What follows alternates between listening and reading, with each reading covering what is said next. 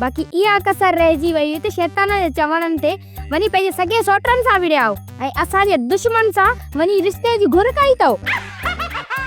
दुश्मन चई छा अकुल कोन्हे छा दुश्मननि सां त असां अॻ में गॾियल हुआसीं, असांखे ओॾी महिल ख़बर कोन हुई, हाणे असली असां दोस्तनि सां गॾिया आहियूं। इन जो मतिलबु इहो आहे त असांजा भर तव्हांजा थिया दुश्मन ऐं हाजी लकुण तव्हांजो थियो सॼण, ईअं न? हा इहो ई तव्हांजो सॼण आहे न, जंहिं तव्हांखे हराम पीआरे पटड़ी मां ई लाहे छॾियो। वतो था खेड़ियुनि में खुरड़ियूं हणंदा। अजई पटड़ी त लाथई कोन्हे, असां शीं थी पियासीं शीं, तॾहिं त नूरल जहिड़ी बला खे टूबेल वारी कोटड़ीअ तां सिर वणी करे भॼाए छॾियोसीं। असांखे लकुण इहो हराम असांजे फ़ाइदे लाइ प्यारो आहे, उनखे ख़बर हुई होश में हूंदा न पंहिंजे सोटण जे साम्हूं ॻाल्हाए बि कोन सघंदा, हाणे निचे में हूंदा त ॻाल्हाए वेंदा ऐं असां ॻाल्हायोसीं। हल इहो बि ठीकु आहे, तव्हांजे चवण ते तव्हांखे ज़मीन बि मिली ऐं तव्हां पंहिंजी कोठी बि आज़ाद कराई, बाक़ी हिन सां मिटी कढण जो कहिड़ी ज़रूरत आहे?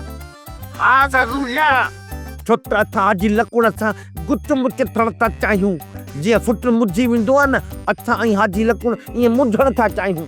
असां त पंहिंजे मिटूअ खे कुर्बानी तां परणाईंदासीं, केरु गॾु हले या न हले, भले ये दोल छॾण वारा न हलनि न, भले ये सिर ॻाइण वारा न हलनि पिया, असांखे परवाह न आहे, असां पंहिंजे सिर पाण ॻाईंदासीं, ईअं न तो पुता।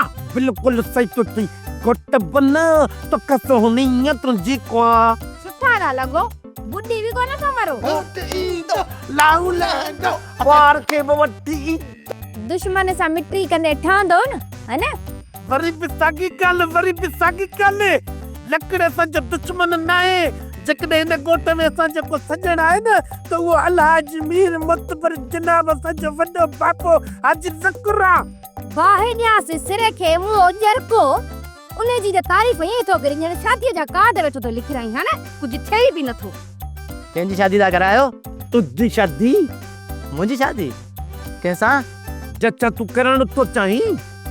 पोइ भला बाबे खे घुरायां? खुशी त ॾिसीस, मोए खे खुशी मां अटैक न पइजी वञे। हल मिठू, तूं बि पंहिंजे पीउ उतरादी जो नंबर मिला त जल्दी हिते पहुचे। हा हाणे ई मिलायांसि थो। हेलो बाबा। हाँ बाबा, हाँ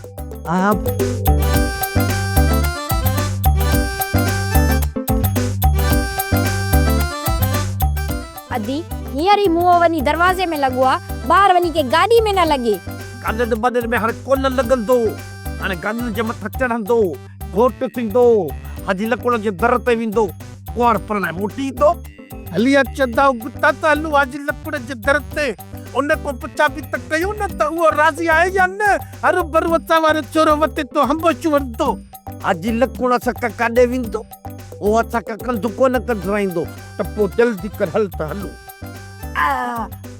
बा के जूता तो शर्म न तो अचई, चप्पल हेॾे तिता करे लका तो न वरी पाई त मन, पोइ मूंखे ख़बर कान्हे मूं चो हले थो अलाए छा।